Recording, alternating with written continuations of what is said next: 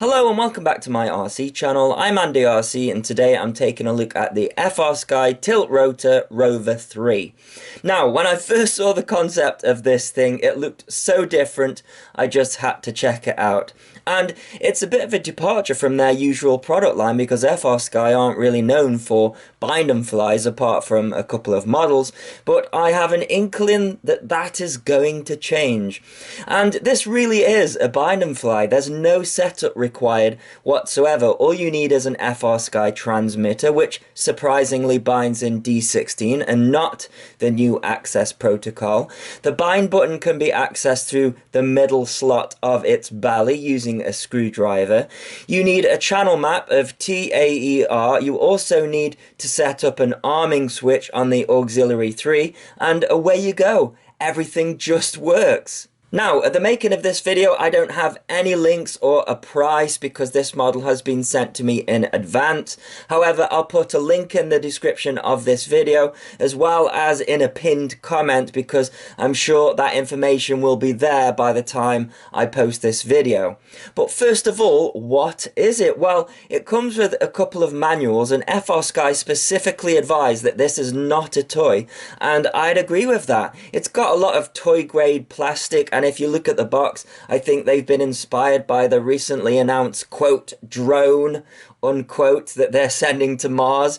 So even though it looks like a toy and has a toy vibe to it, tucked inside the body is Frsky's F3 flight controller, which has a built-in RXSR receiver set up with full telemetry, flashed with Betaflight, which is connected to their own 3-in-1 BL D-Shot 600 capable ESC board, running 1308 2500 kV brushless motors and dual 3-inch blades. You get given a spare set of those as well, but you don't get much else in the box.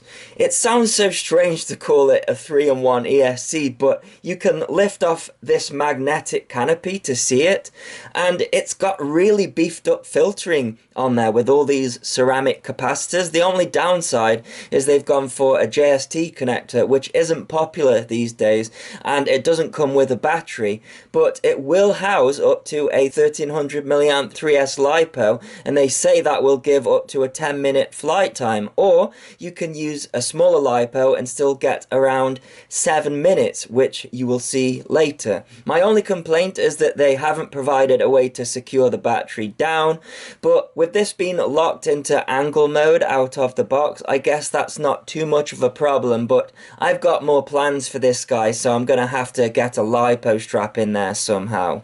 Now, I don't have a 1300 milliamp 3S LiPo either, and 1300 isn't a popular size for a JST connector, but I do have this old 1500 milliamp 3S LiPo, which also fits, and I've created a XT60 to JST adapter for it. So what exactly is a tilt rotor? Now, I live under a rock, so maybe this has been done before, but I've only seen tilt rotors in the form of twin rotors, such as the V-22 Osprey, which are short takeoff and landing aircraft. So they start off as a helicopter, but once in the air, the rotors tilt forward, and the aircraft usually have wings so that they can take advantage of the efficiencies of a wing and not fully rely on the rotors for lift.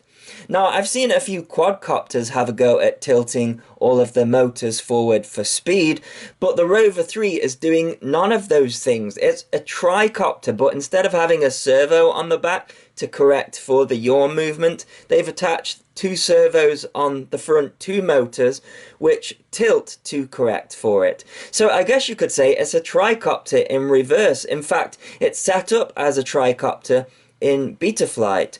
Now, I believe Frsky have been working on this for a while. First of all, there are hidden videos of it from a couple of years ago on YouTube, and the F3 flight controller flashed with Betaflight version 3.4 along with the red JST connector is also an indication of its age. The ESCs are also flashed with BL Halley 16.6 running one-shot 125, despite them being able to do D-Shot 600.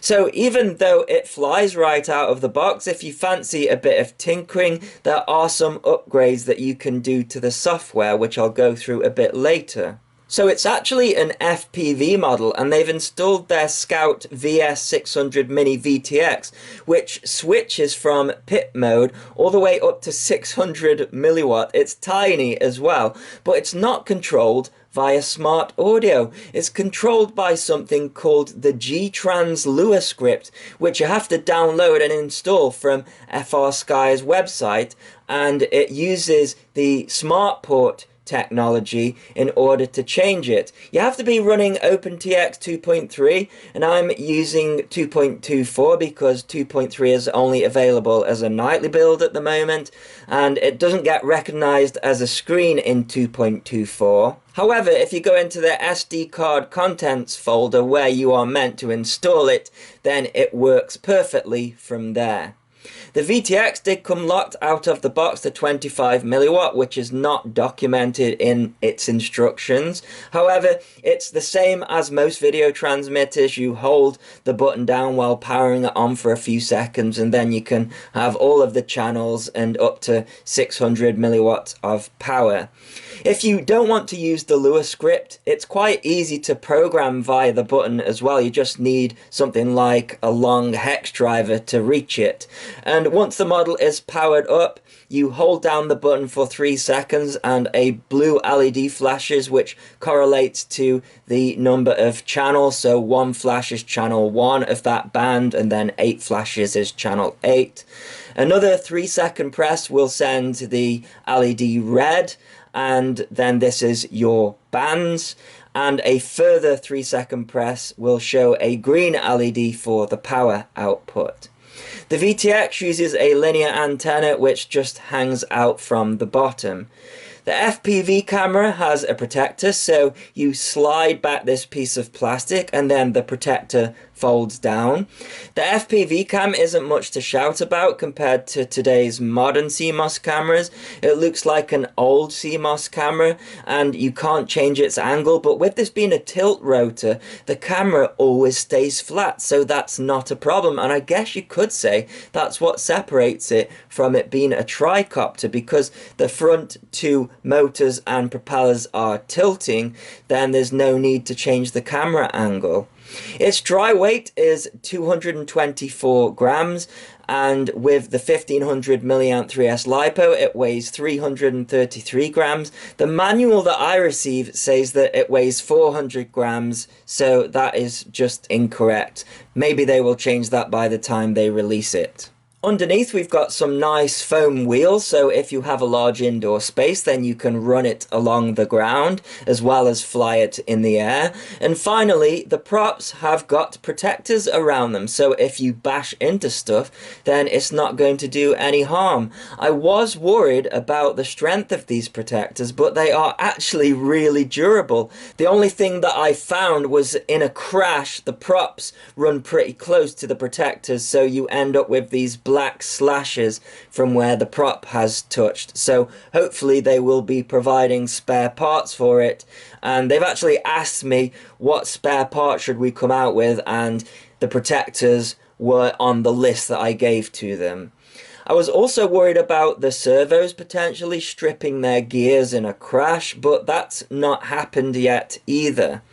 The RXSR antennas come poking out of the back, so I've added a dab of hot glue to stop them reaching the props.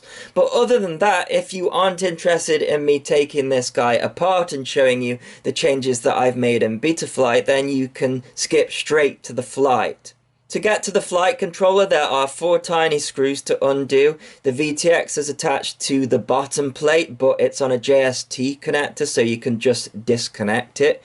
You can now see the flight controller and USB port to access Betaflight, but it's really crammed in there, so I'd recommend lifting the flight controller out to plug the USB cable in there. Otherwise, you run the risk of lifting the USB port off the pads. I'd also put the USB connector in, not connected to the computer, just in case we have any shorts or anything like that.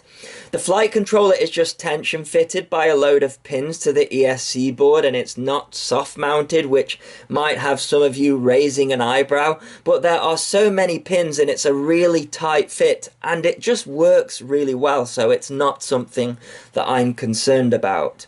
Once the USB lead is in place and still not plugged into the computer, I can then carefully place the flight controller back onto the ESCs so I can later update them using pass-through to the latest version of BAL S. By the way, I didn't mention this earlier, but the ESCs will most likely be listed as 20 amp, but they have 10 amp written on them. I'm told that 10 amp is the continuous rating and 20 amp is the burst rating, if that is confusing you. So here we are in the Betaflight configurator. You get it from the GitHub website. I've got the model plugged into the computer via a USB cable. I've got all of the props off, which is important for later on, but I've not got the battery plugged into the model yet because the receiver powers up via the USB because it's built into the flight controller. So you can see that it says COM42 at the top there, so I'm going to press connect and you can see it here connecting, and it's a little bit skew-whiffed, but you can see it is showing as a tri-copter.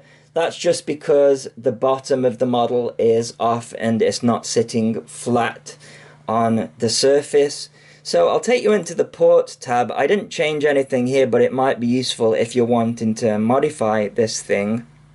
Now, even though the receiver is built into the flight controller, it's not SPI based, so it is taking up a UART, so that's the UART2. Then we've got the smart port selected on the UART3, that is for the Lua script to change the VTX, but also for the telemetry if you want to use those other features as well. So we do have one spare UART if you want to add a different receiver, but I'm guessing if you buy this model, seeing as it's an Frsky model, that you're in bed with Frsky and probably aren't interested in adding a different receiver, but hey, maybe you are and there is a spare UART there.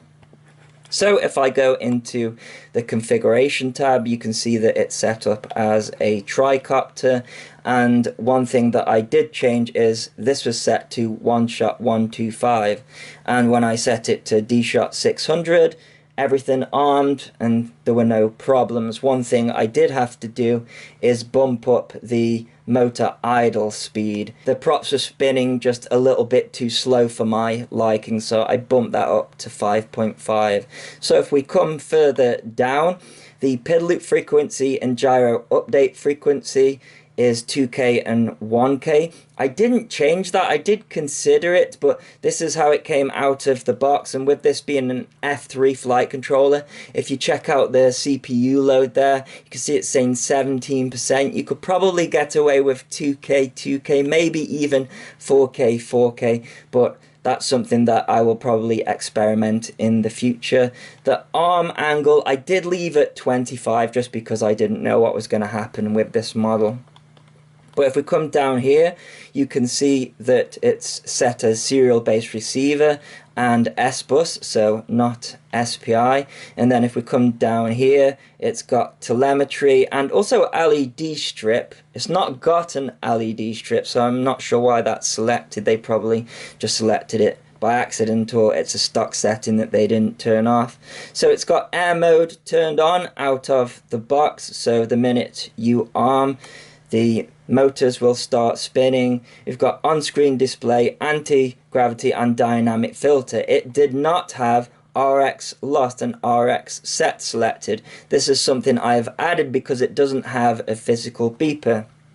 The thing is, the ESCs have come flash with BAL S 16.6, which doesn't support D-shot commands. So you have to upgrade the ESCs in order to get the motors making that beeping noise as a beacon. So I have selected it, but we will upgrade the ESCs later, and I think that's all that I changed in the configuration.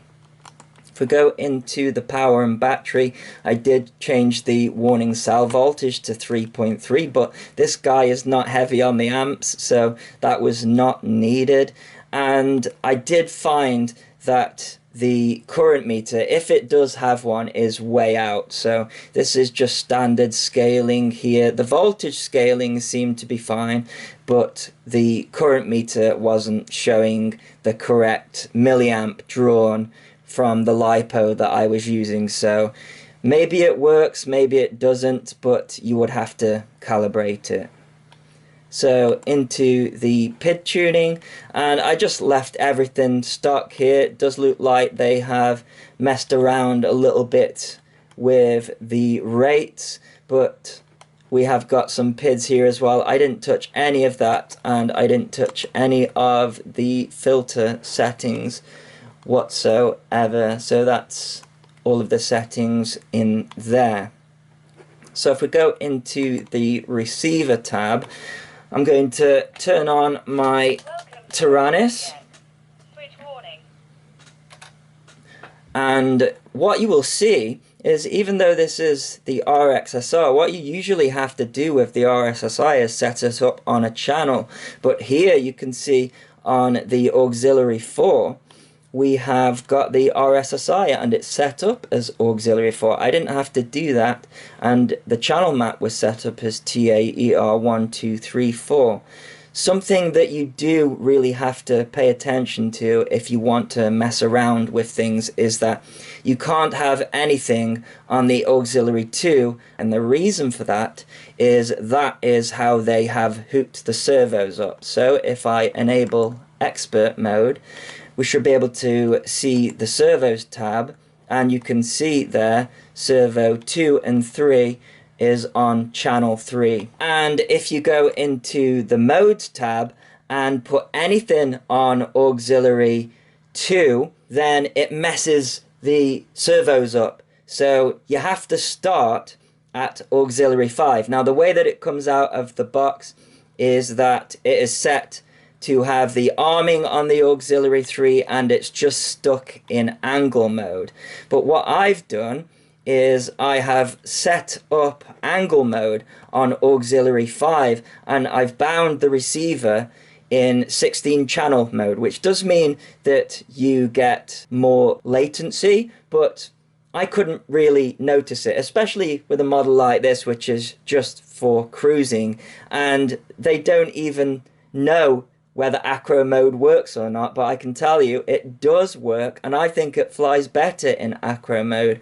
I just haven't done any flips or anything like that because I have no idea what's going to happen. But I tell you what, after this review I am very tempted to see if it will do flips and rolls. But when flying along in acro mode, it is much smoother than in angle mode. So I've got angle here on the auxiliary 5, and then over here this is going to be acro and air, and then on the auxiliary 6 I have got it set up as a lost model alarm, which won't work at the moment until we upgrade the ESCs. Anyways, we can go out of expert mode there and onto the on-screen display. I did change just a couple of things. I think it had an artificial horizon, and I just cannot stand those whatsoever. And one thing that I don't like about the Lua script is that on the on-screen display you can't have the VTX channel and the power output. However, you can look at your transmitter before you take off and know what channel that you are on, but I always like seeing it on here. Also, they've got the on time. I prefer timer 2, but I just left it. Another thing as well is that it's got a timer alarm for 7 minutes, and I quickly learned that it flies a lot longer than 7 minutes. I've already flown it at this point, so I would just turn these timers off and go by the voltage, because it starts to flash and it's really annoying. And it's got max speed on there. I'd turn that off as well, but I just left it. So that is the setup in Betaflight. I haven't changed much, but when it comes to the modes and things like that, adding acro modes, that was something that I really wanted to do. And also lost model alarm as well, because I wanted to test the range of this guy, and having a lost model alarm was important. So what we need to do is, first of all, disconnect from Betaflight. So next I need to go into the BL S configurator. It's very important that you don't use the 32-bit version, because these aren't 32-bit ESCs. You get this from GitHub as well. You can see that it says COM42 at the top there. So again, props off, and I'm going to plug in the battery and then press connect. And we should get a bunch of stuff reading at the top here, and if I press read setup, hopefully we should see 3 ESCs. Now can you see there it says version 16.7 for all of them. It did not say that out of the box, it said 16.6, which is why DShot commands wasn't working. So all you need to do is press flash all, and it will automatically select the ESC. You just need to select 16.7, which is the latest version and supports DShot commands, and then press flash. It'll take quite a bit of time to make sure that you have got a battery that has a good charge in it, and then once it's finished you'll be able to use DShot commands and have a beacon and things like that. And that's how I set this model up. Okay, let's go for a quick line of sight with this thing. First of all, I'm going to show you DShot commands working. So that's our lost model alarm. Didn't have that before. So I'm going to start off in angle mode, which you are supposed to have it all of the time, and we're going to arm it, and let's take off and see what happens. Now I'm doing the line of sight in the garden because it's a very windy day today outside, and I'm a little bit shielded here, but as you can see, it flies. It's not the kind of model that is going to have a lot of punch. You can see even here it's getting blown around quite a bit. I'll give it a little blip.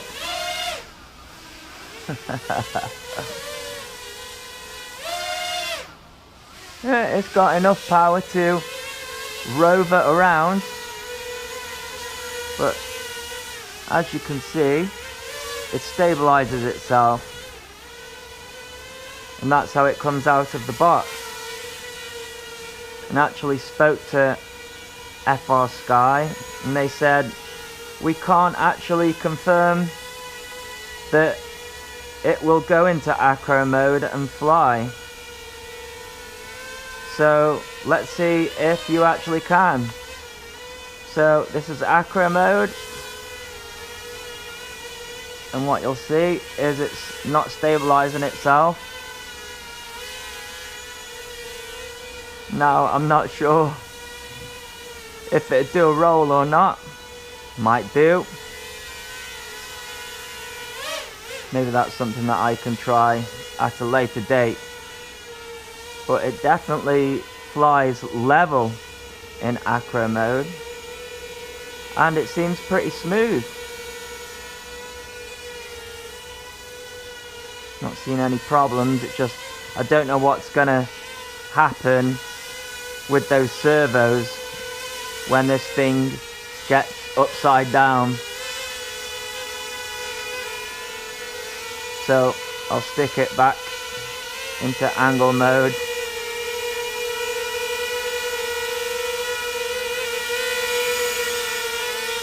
I'm also running in pit mode from the Lua script. That's working well.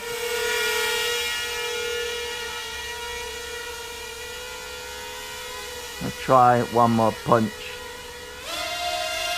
That's full throttle.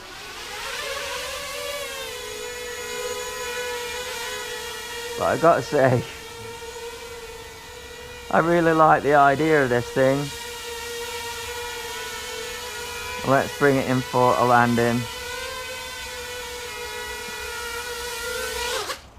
So here's some DVR footage of it flying outside. Unfortunately, it's a very windy day and it's spitting of rain. So as the flight goes on, you'll see more spots of rain hitting the camera. And I started off in angle mode. Unfortunately, it doesn't show you the mode that I'm in, but when I flick into acro mode, it goes so much smoother. Now, as you can see, the camera isn't amazing, but I was really surprised by the range. It's got great range, this thing, and it's so fun to fly. I had so much more fun flying it in acro mode, and I later fly it indoors because it started to rain too much, and acro mode was my favorite for also driving along the ground. Anyways, I think I'll leave you with some flying footage of this and then we'll cut to the indoor flying.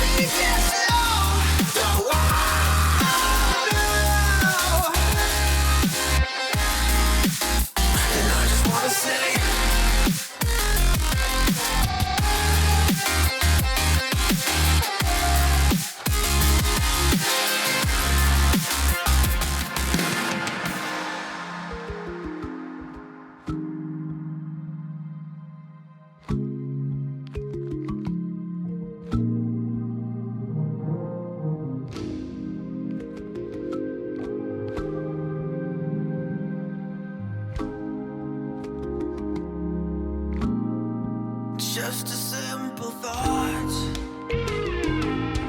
Who am I to you if I'm new to myself? What am I to you if I'm hollow? Who am I to you if I'm no one? If I'm no one to myself? Why do we quit when it gets rough?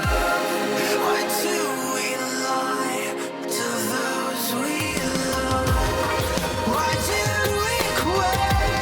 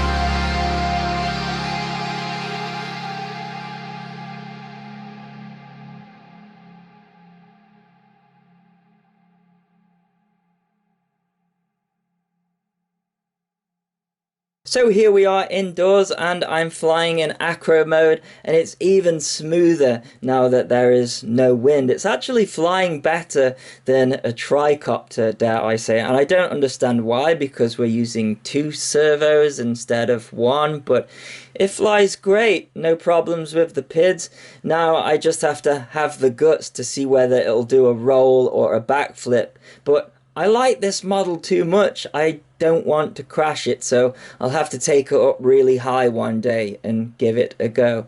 This is with a 550 milliamp GM-B3S LiPo, and it got a 7-minute flight time with that. But yeah, I actually recommend this product. It does depend on the price. If it's really expensive, then maybe not, but we'll have to see. But until then, thanks so much for watching. Please continue to subscribe. Cheers.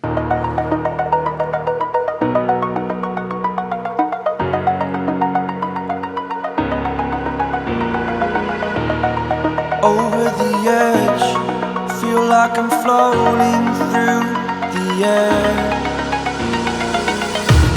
The pain I felt is paid for, all is said and done. Oh, I am restricted, fixed upon the web. I need to kick the habit that my mind is breathing in. Break out, I've got to see. Spent all my life holding all of it closely. I played it innocent, a feel of discontent. I'm finally facing it all, fearless.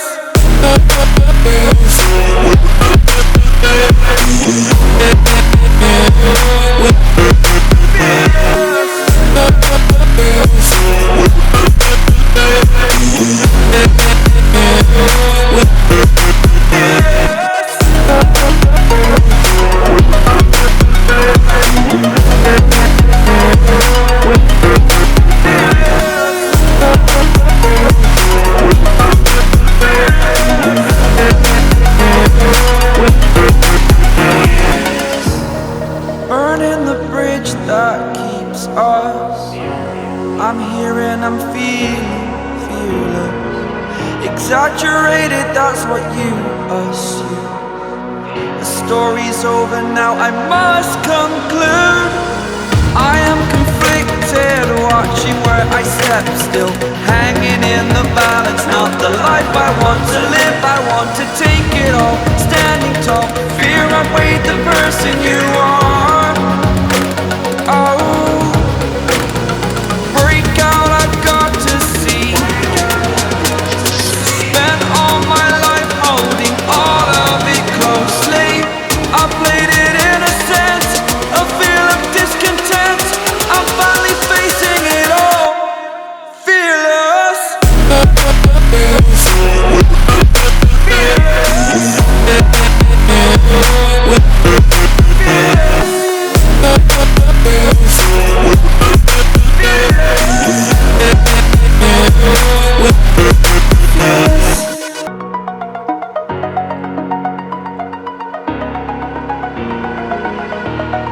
Over the edge, feel like I'm floating through the air.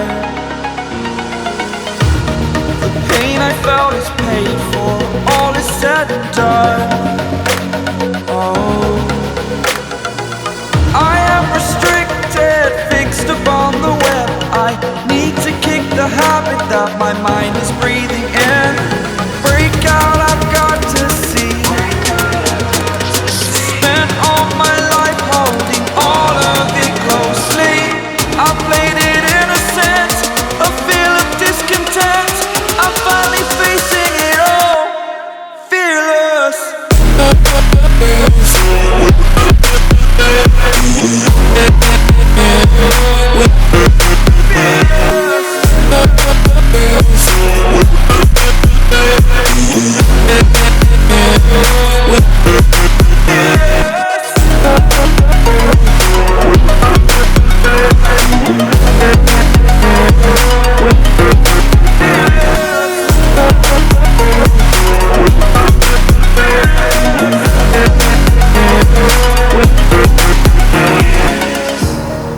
burning the bridge that keeps us. I'm here and I'm feeling fearless. Exaggerated, that's what you assume. The story's over now, I must conclude. I am conflicted, watching where I step still, hanging in the balance. Not the life I want to live, I want to take it all. Standing tall, fear I weighed the person you are.